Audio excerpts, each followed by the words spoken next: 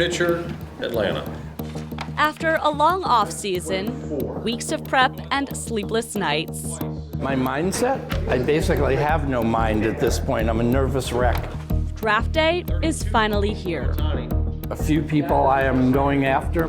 The odds are I will not get any of those people, but I'm going to try. Sold. Ohtani for the Squirrels. But this isn't any old fantasy league. This is the oldest league in the world. We are the Luddites, the Spin Doctors, and the Foster Loggers, the Gambles. We won last year.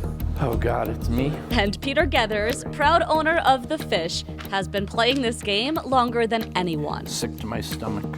This year I'm more nervous because I'm going in with no money. I've got to be patient, which is not my best thing, then swoop in like a shark and try to get cheap, good players. Fish 7. 44 years ago, Gethers sat around a similar table and unintentionally became one of the 11 founding fathers of fantasy baseball. They weren't trying to start a new national pastime. They were just having fun. It was the off-season, and deprived of baseball, Dan Okrent had an idea. Let's draft an entire team of real MLB players, fill imaginary lineups, and calculate stats based on their real performance. Spring of 1980, he gathered 10 fellow baseball fanatics to play the game they dubbed Rotisserie Baseball. A friend of mine said, "There's this thing that has your name all over it. Are you interested?" They were more than interested. All 11 were completely hooked. We realized that this was the most fun thing in the world. I spent way more time doing this than my job. We thought we were real team owners. That's what it became completely deranged.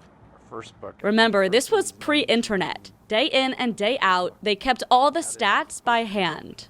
We would get USA Today and do our baseball stats in pen and paper, and then somebody would total up at the end of the week.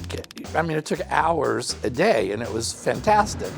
Nothing was off limits to get an edge. They even took trips to Florida for spring training just to scout players. If Gethers was watching a game and saw one of his players get hurt, he'd call the team to get intel. For like the first year, they would say, "Oh yes, he's going to be out for 6 weeks." I would immediately trade him. After the first 2 or 3 years, Major League Baseball actually told all their offices, "Don't give out information to these lunatic fantasy baseball fans," So that ended that. They were having the time of their lives. But it never occurred to us that other people would actually want to do this. Pete Alonso, 29. Fast forward to today, more than 50 million Americans play some form of fantasy sports. Statista says fantasy is now an $11 billion industry. We totally missed the boat. They did have their chance. In 1983, someone offered them $1 million to buy the league and build it up, but they passed, partly because they were hell-bent on protecting the word rotisserie. And so everybody else around the entire rest of the world went, "Well, okay, we'll just call it fantasy baseball." But to them, it'll always be rotisserie.